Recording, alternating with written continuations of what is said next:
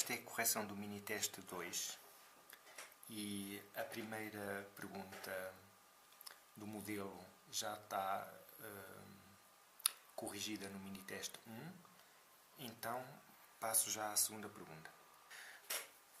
A segunda pergunta apresenta-nos uma função cuja equação é esta. O domínio é r mais 0 e o contradomínio é 3 mais infinito. E o que nos é pedido é para calcularmos a função inversa. Observa que esta função representa uma reta, melhor dito, representa uma semirreta. Para x igual a 0, o y, ou o valor de f, vale 3. E depois, à medida que aumentamos x até mais infinito, o valor de y vai aumentando, porque a reta tem um declive positivo, 2. Nós queremos obter a função inversa, sendo que a função direta, o f, corresponde a nós olharmos para este gráfico desta forma. Temos aqui o x e temos aqui o y. Já a função inversa, f menos 1, corresponde a nós considerarmos como eixo da variável independente este e eixo da variável dependente este. E, portanto, é como se estivéssemos a ver o gráfico, em vez de considerarmos para x este eixo, considerarmos para x este eixo. Para uma função ser invertível, ela tem que ser bijetiva. Uma função bijetiva tem que ser subjetiva e injetiva. Vamos verificar que é o caso da nossa função f. Comecemos por mostrar que é injetiva. Uma função é injetiva se a igualdade das imagens para dois valores de x implica a igualdade dos próprios valores de x. Ou seja, uma função injetiva é uma função que não permite que aconteça isto. Termos dois valores distintos no domínio com a mesma imagem no contradomínio. Se a função é injetiva, então isto não pode acontecer. E o que deverá acontecer é isto: igualdades de imagens e igualdade de objetos. Então vamos ver que acontece isto para o caso da nossa função. No caso da nossa função, f de x1 igual a f de x2 significa o mesmo que dizermos que 2x1 mais 3, que é o valor de f no ponto x1, é igual a 2x2 mais 3. Resolvendo esta expressão em ordem a x1, temos que podemos cancelar estas duas constantes, porque elas eliminam-se, e ficamos com 2x1 igual a 2x2.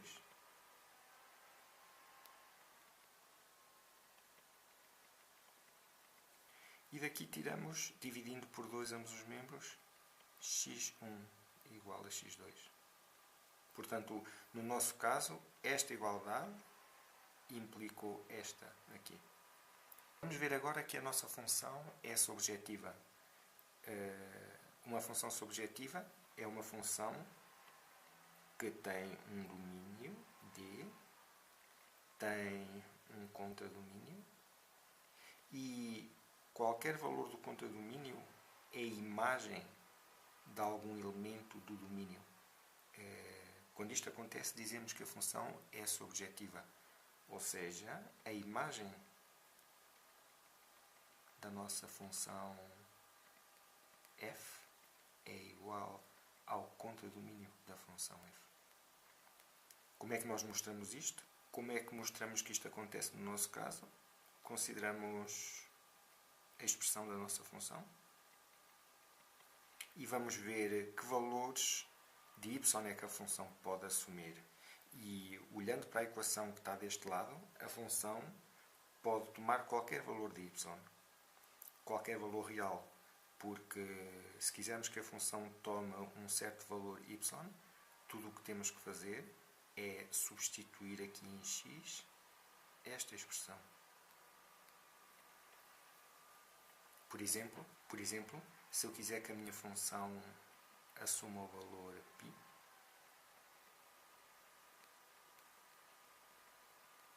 eu resolvendo esta expressão em ordem a π, vejo que consigo que ela assuma esse valor se onde está x puser este. Experimenta substituir este valor aqui e vais ver que a expressão resultante tem como valor π. Portanto, a função pode assumir qualquer valor real. Ora, se ela pode assumir qualquer valor real, então também pode assumir qualquer valor do seu contradomínio, porque o contradomínio é apenas uma parte de R. A conclusão que podemos tirar é que a nossa função é subjetiva. Ora, já tínhamos visto antes que ela é injetiva. Se é subjetiva e injetiva, é bijetiva. E se é bijetiva, admite inversa. Como é que calculamos essa inversa? Da seguinte forma. Escrevemos a expressão da nossa função. Resolvemos a nossa função em ordem a x. Já vimos abaixo que o que obtemos é este valor. E esta expressão representa a expressão da nossa função inversa. Como normalmente as funções de uma variável se exprimem em ordem a x, nós vamos chegar aqui e vamos escrever a nossa função deste modo, trocar y com x, só para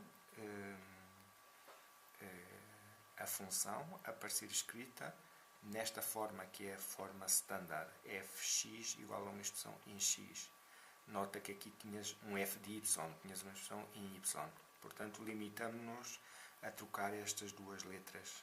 E esta é a expressão da nossa função inversa. A função inversa representa-se normalmente assim, com esta espécie de expoente menos 1. Mas uma função não se define apenas por uma expressão. Uma função é definida por um domínio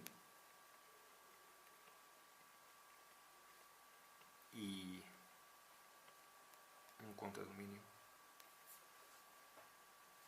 E também por uma expressão. Esta é a nossa função inversa. A terceira pergunta pede para calcularmos o domínio natural da função f. Ou seja, nós temos uma função f e queremos calcular o domínio natural dela. Isto significa o quê? Significa o maior conjunto de valores de x, tais que, para cada um deles, nós possamos calcular um valor para a função f. Ora, então, nós aqui temos que procurar os valores de x, tais que, se os substituirmos aqui, não consigamos calcular quanto é que esta expressão vale. Vamos fazer isto por partes. O numerador é 3x mais 1. E nós sabemos que, para qualquer valor real que substituamos em x, conseguimos calcular o valor que esta expressão tem. Portanto, no que toca ao numerador, o domínio é R. O denominador é x elevado a 2. Nós conseguimos calcular o domínio de qualquer número real. Então, o denominador, pelo que lhe toca só a ele, o domínio também é R. Mas o ponto é que os valores, para todos os valores de x pertencentes ao domínio de f, nós temos que ser capazes de resolver as operações todas que aparecem na nossa expressão. Nota que aqui temos uma adição e uma multiplicação. Aqui neste x elevado a 2 está subentendida a multiplicação de x por ele mesmo. E depois temos esta divisão. Ora, nós sabemos que não podemos efetuar uma divisão se o denominador for 0. E, portanto, nós não conseguimos calcular o valor de f se o x for 0. E esse valor, x igual a 0, é o único valor que não pertence ao domínio da função f. Então, podemos escrever domínio de f igual ao conjunto de todos os valores reais, exceto o conjunto que contém o zero. Esta operação e esta simbologia é a maneira de nós considerarmos o conjunto R e extrairmos dele o zero. Este é o domínio de F. A pergunta número 4 apresenta-nos esta função e pede-nos para nós calcularmos a imagem de F. E para, nesse cálculo, considerarmos o domínio natural de F. Ora, vamos ver o que é a imagem de F. A função F tem um domínio natural, que, como nós vimos, é o maior conjunto de valores de x que nós podemos aplicar na expressão, de modo a que consigamos calculá-la. A imagem de F é a seguinte.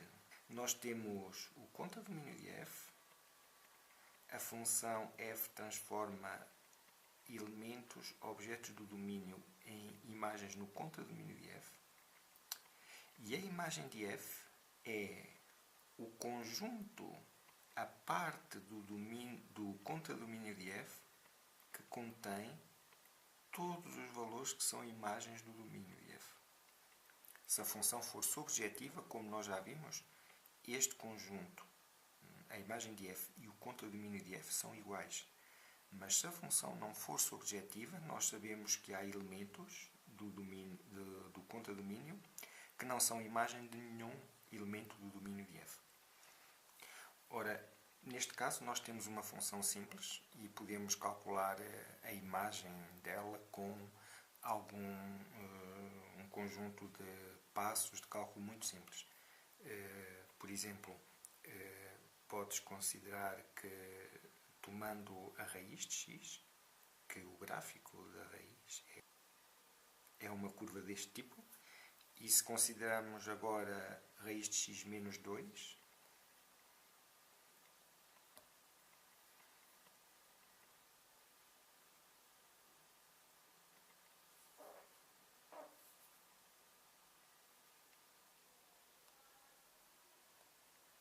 estamos, para cada valor de x, a tomar o valor obtido para a raiz de x e a subtrair-lhe 2 unidades.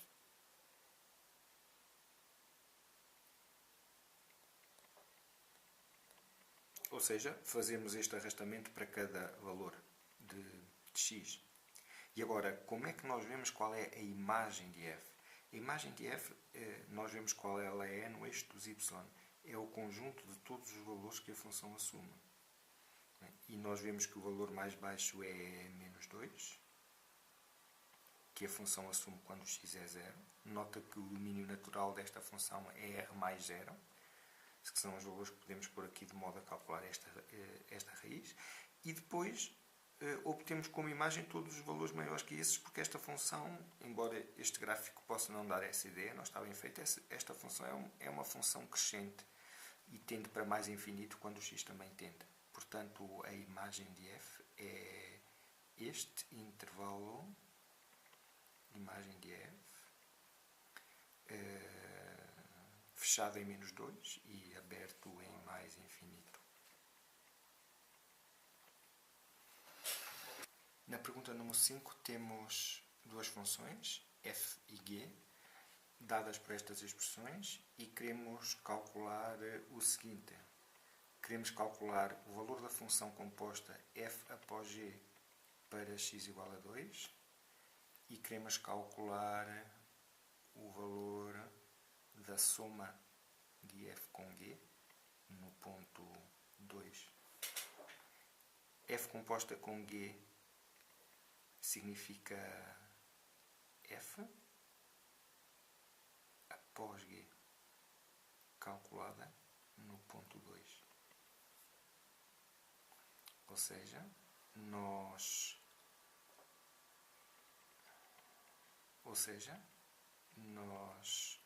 começamos por calcular o valor de g no ponto 2. G no ponto 2 é igual. Pegamos nesta expressão, substituímos x por 2. Vou pôr já aqui quanto é que dá. 5 meios. E agora, pegamos neste valor 5 meios e substituímos aqui E estamos a calcular o valor de f no ponto 5 meios. E obtemos f de 5 meios igual a e elevado a 2 vezes 5 meios igual, cancelando estes dois, a e à quinta. No caso de f mais g, calculado no ponto 2, f mais g de x é a soma das duas funções.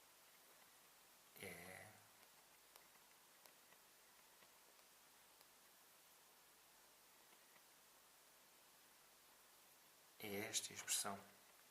Se quisermos calcular o valor desta expressão no ponto 2, só temos que substituir os valores de x que aqui aparecem por 2. E isso dá e elevado a 4, substitui aqui o x por 2, mais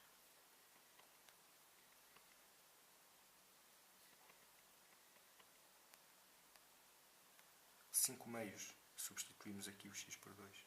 Esta é a soma, o valor da função soma no ponto x igual a 2.